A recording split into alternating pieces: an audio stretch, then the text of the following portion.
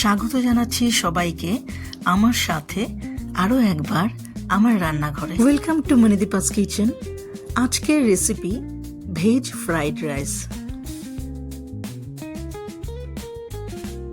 আজিনোমোটো, vinegar এবং কোনো রকম সস ছাড়া খুব সহজভাবে তৈরি করব আজকে ফ্রাইড রাইস রেসিপিটিকে, যেটিকে বাচ্চারাও খুব সানন্দে খেতে পারে।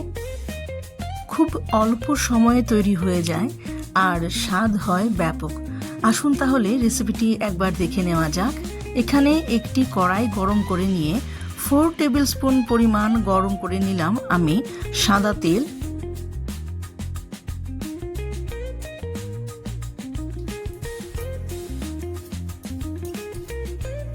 তেলটা গরম হয়ে এলে এর সাথে মিশিয়ে দেব 1 টেবিল স্পুন পরিমাণ ঘি। হালকা নেড়ে চেড়ে নিয়ে এতে দিয়ে দেব 5টি এলাচ, 2টো তেজপাতা আর 2 টুকরো দারচিনি। তাছাড়া দেব 6-7 টুকরো লবঙ্গ আর দেব 10-12 পিস গোলমরিচ। এর সাথে অ্যাড করছি 30 গ্রাম কাজু, কুচিয়ে রাখা বিনস, ক্যাপসিকাম আর ছোট ছোট পিস করে কাটা গাজর।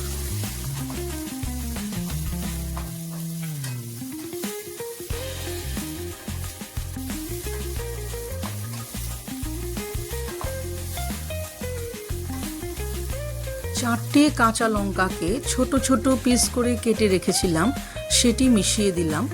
আর দিলাম 1 টিস্পুন পরিমাণ নুন,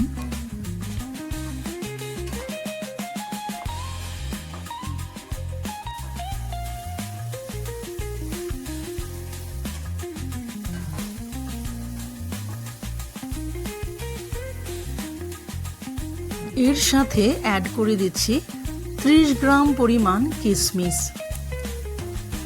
সবজিগুলোকে আবারও একবার কিছুটা ভেজে নিয়ে এর সাথে মিশিয়ে দেব সেদ্ধ করে রাখা বাসমতি চাল, যেটিকে আমি 90% পর্যন্ত সেদ্ধ করে রেখেছিলাম। অ্যাড করছি 2 টিস্পুন পরিমাণ নুন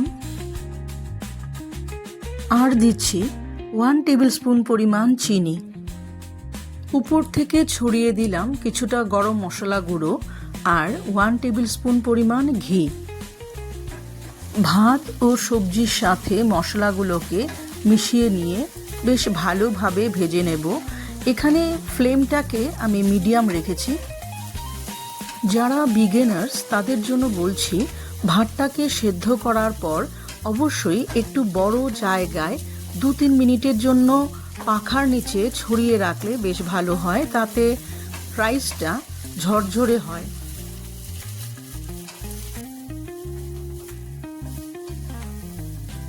মিডিয়াম ফ্লেমে ধৈর্য ধরে আরও কয়েক মিনিট আমি রাইসটিকে ভালো করে ভেজে নেব।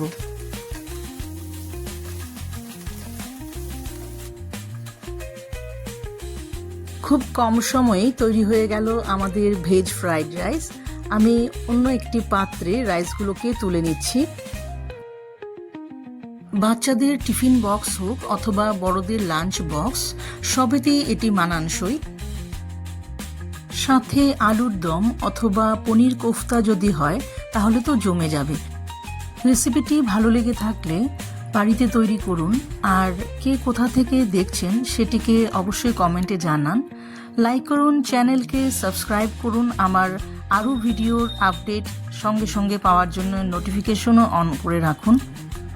আজ তাহলে এটুকুই, আবারও ফিরবো নতুন কিছু রেসিপি নিয়ে।